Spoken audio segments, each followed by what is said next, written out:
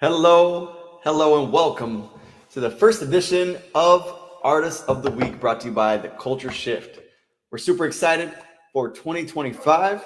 This lighting is really crazy. My dog's barking. Welcome to our very first episode where we have no idea what's going to happen, but all year round, we're going to be interviewing different artists of all different mediums on this show. And we might be interviewing Bentley in just a little bit. That's my beagle, Australian Shepherd that's barking right now. But as you guys know, I'm very wordy. But this isn't going to be about me or what I want to say. We want to shift culture, but instead of just talking about it, we want to bring those on that are shifting the culture. And so we're going to be allowing you to get to know these artists, be able to learn about their story, what drives them, what influences them, what inspires them, and how they're shifting the culture. And so we're really excited. We have a group chat with all the shifters that are volunteers right now, and they nominated this young lady. She's so amazing. She's a big part of the culture shift.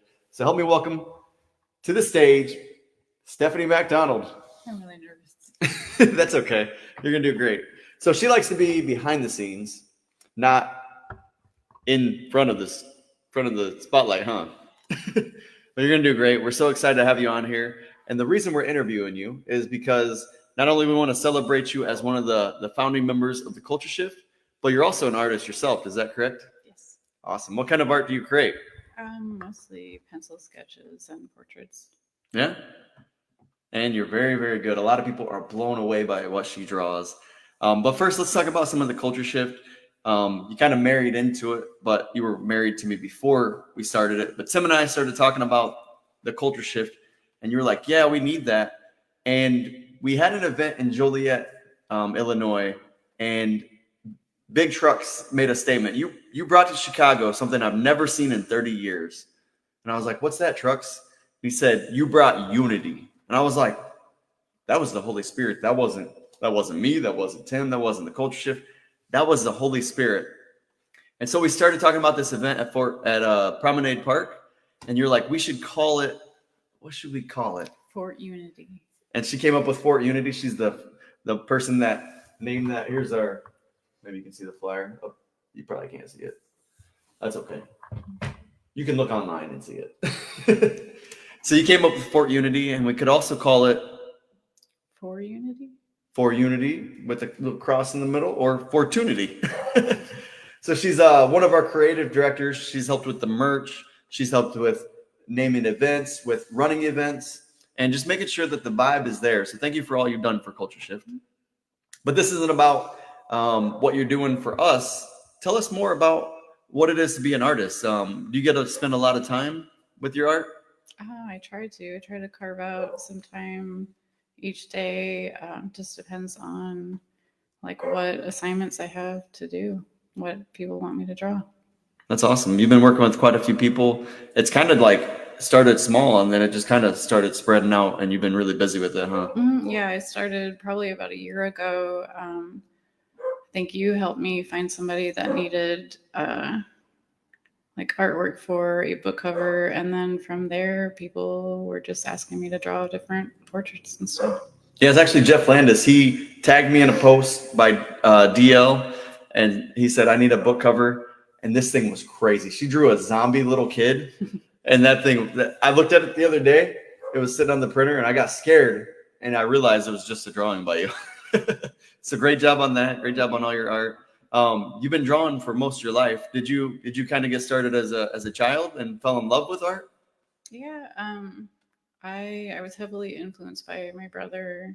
He's an artist, and just kind of learned a few things from him. And yeah. And did he help you with school assignments? I think you were telling me about that. Yes, he did some of my artwork, and I would turn it in, and people thought it was really amazing. So, yeah.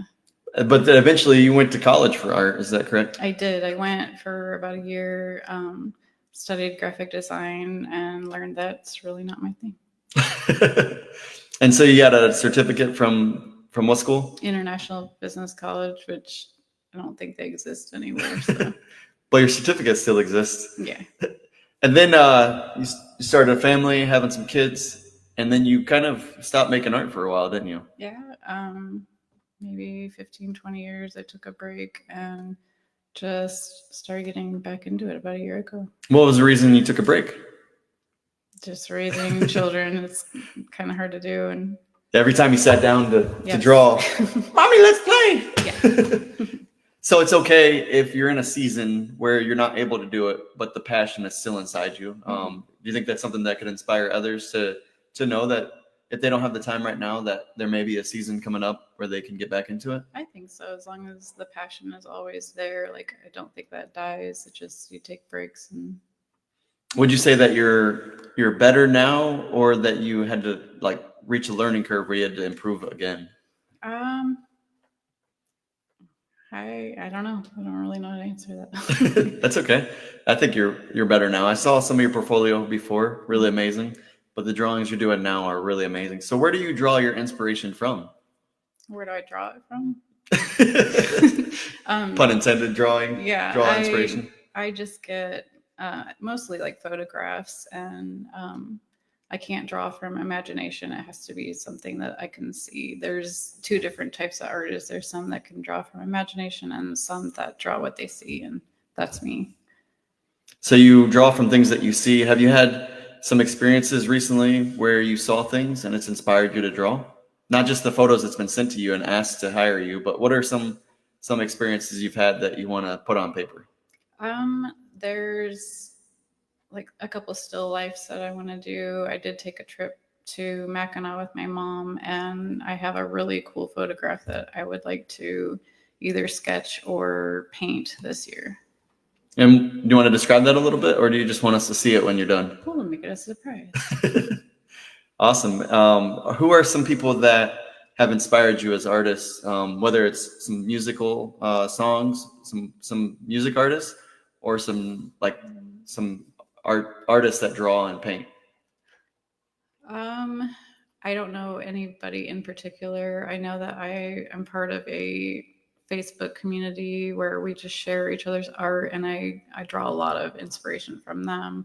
And like I said, my older brother kind of showed me, like how like this is just a craft and a passion, and so I follow that too.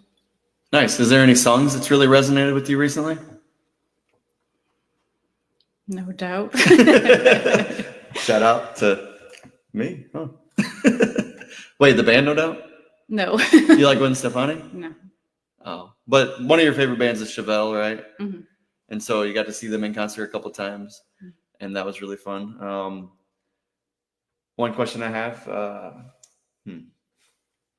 This is our very first episode of Artist of the Week. So if you have some questions, let us know. I think there's some comments here. Let's see. Hi, Amanda Lewis. Beautiful people. You're beautiful as well. Thank you so much for tuning in.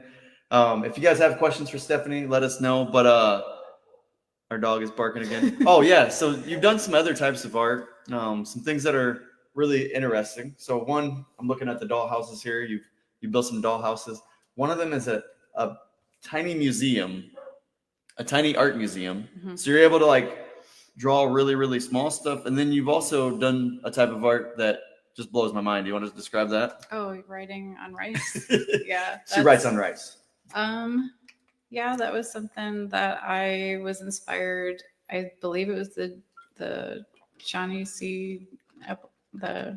Appleseed Festival, and there was a jeweler there, and they were writing on rice and putting the rice in these vials and making necklaces out of them. And I'm like, I could do that. And so that was something that I did for a couple of years. I'd like to pick back up on.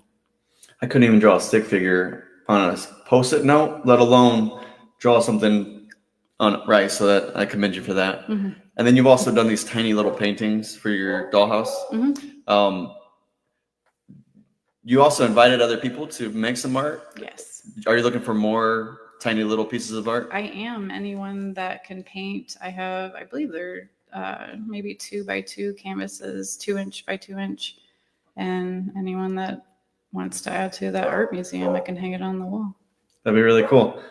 And then looking forward to the new year, it's 2025.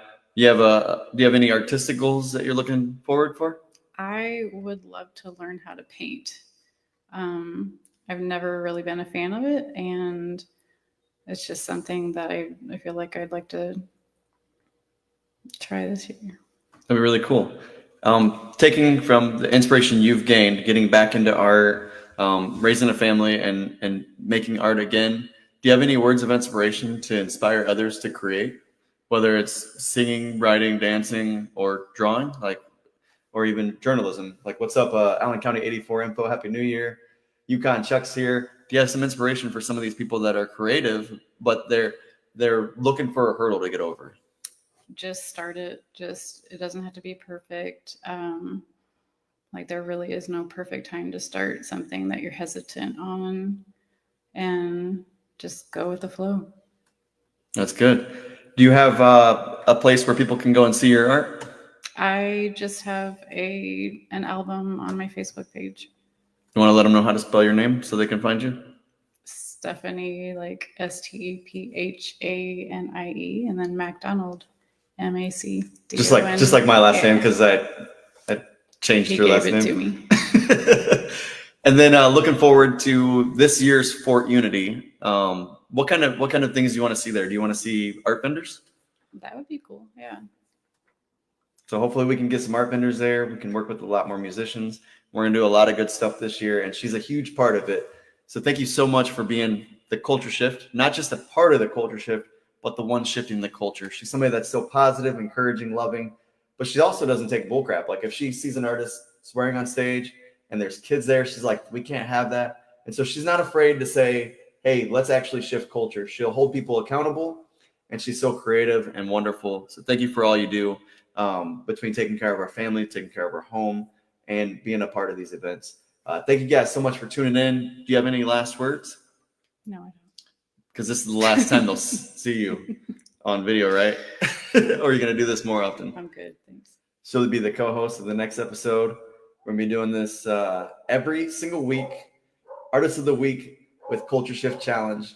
So we look forward to seeing you very, very soon. We love you guys. See you at the top. Bye.